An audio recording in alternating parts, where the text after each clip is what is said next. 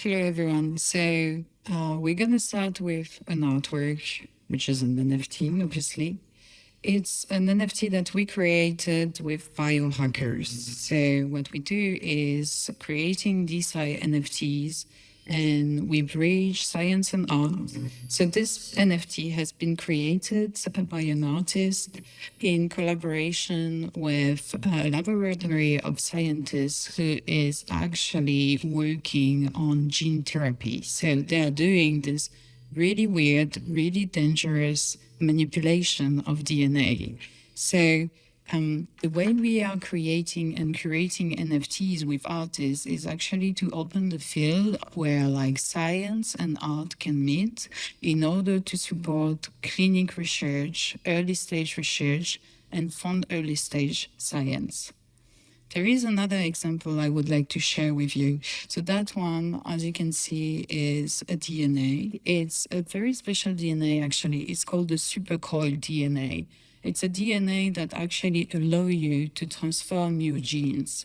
And when you think of that, it can be like very dangerous actually to tweak your genes. But like scientists are already working on it and it's already happening.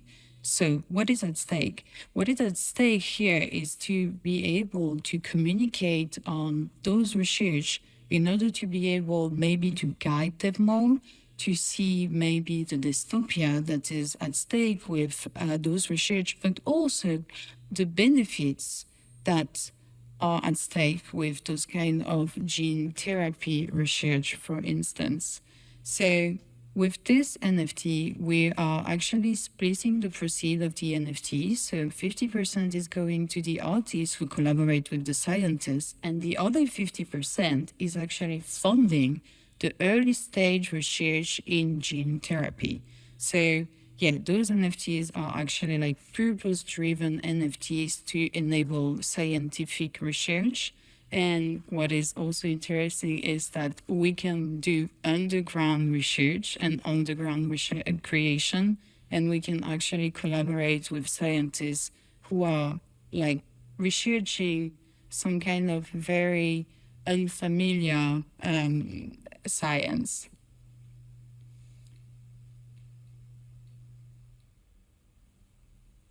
This is another example of an NFT. It's going to be the last example I'm going to show you of these NFTs that we are creating.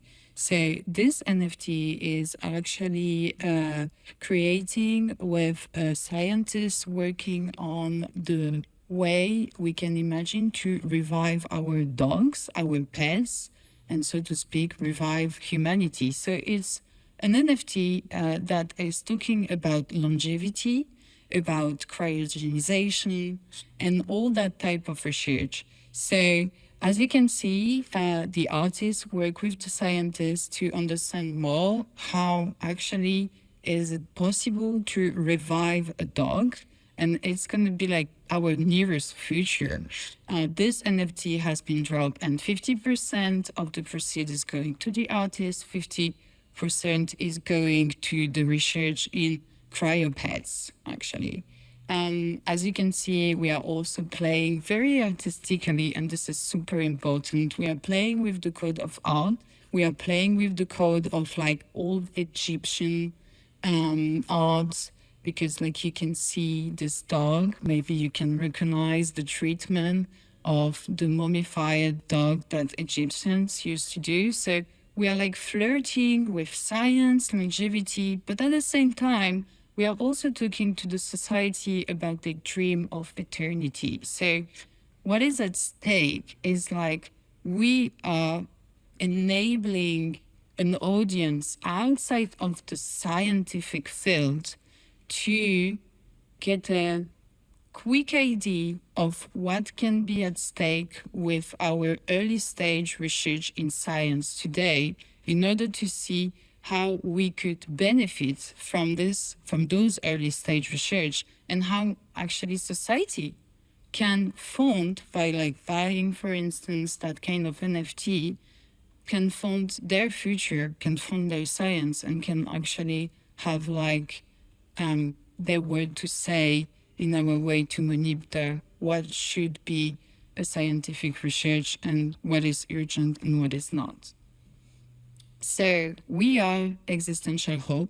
We are fueled by an institute in San Francisco called Foresight Institute, and we work with their accelerators of 40 different scientists working mainly in bio and nanotechnologies.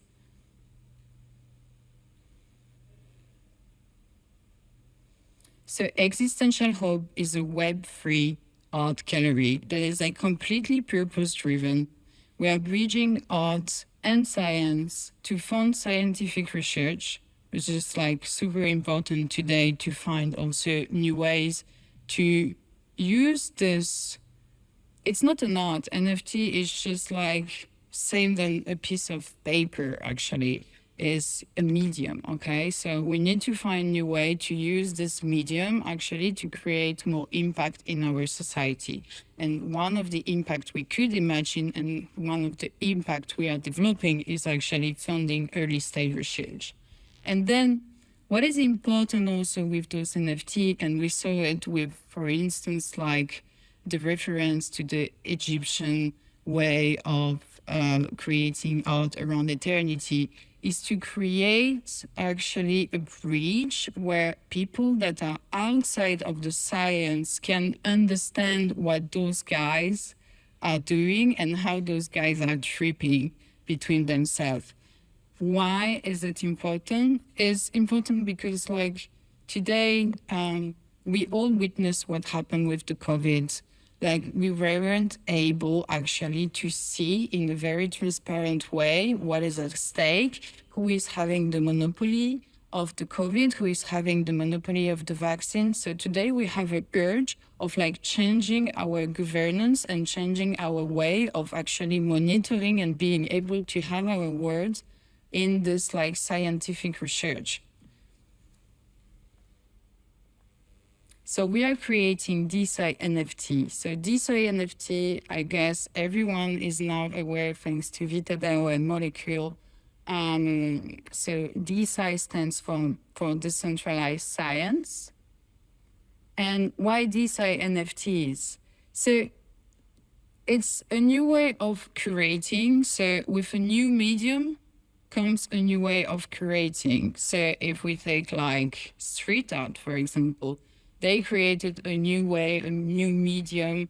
Everything was like in the street and people were like able to curate in different ways. So with NFT today, we cannot just like curate as we used to curate in a white cube. This is like a start. It's a good start. But now with the NFT, we can actually shape a blockchain system to actually shape our society.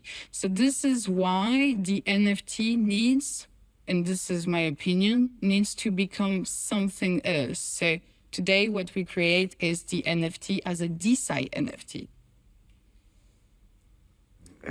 It's a new way to fund science. It's also a way to avoid scientific monopolies, to give more power for the society to decide what should we fund as research in science. And it's a way also to allow art to have more impact.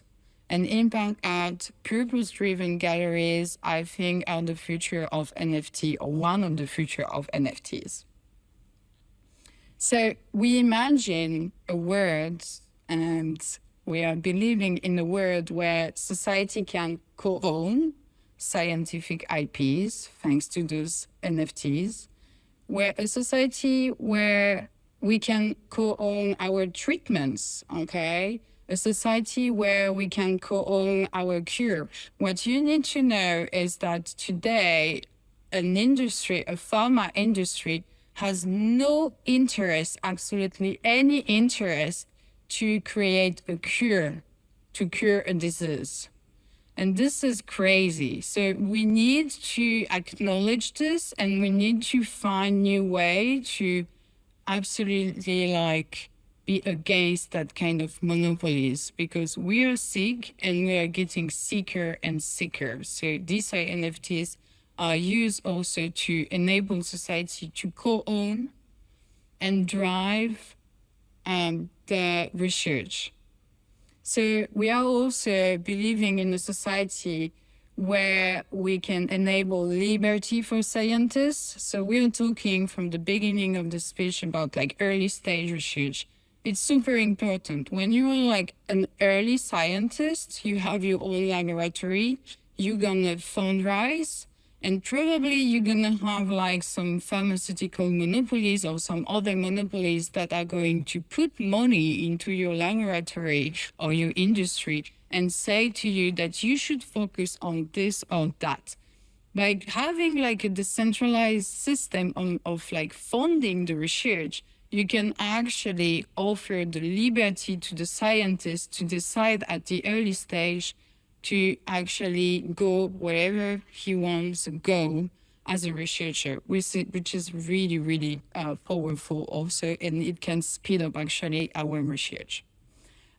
We are also believing in a society that enables more transparency and less greedy interests in science. And we are actually a gallery that can believe in a society where everyone is in charge of its own fate. So today we are at a very early stage. The first IPs, NFTs have been created. Galleries such as Existential Hopes are like live right now. And I think we need to join forces. We need to join forces to create this DeSci movement. We need to join forces to also address the audience outside of the crypto and the scientific audience, because what is at stake is that I want my family, I want my friends to be able to take part to this research, okay? So we need to find new way to address people outside of our small world with this.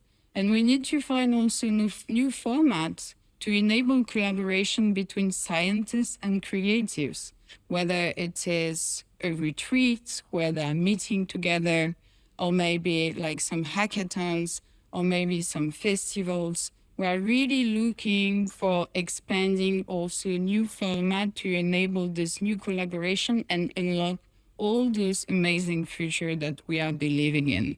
So yeah, thank you very much for your attention.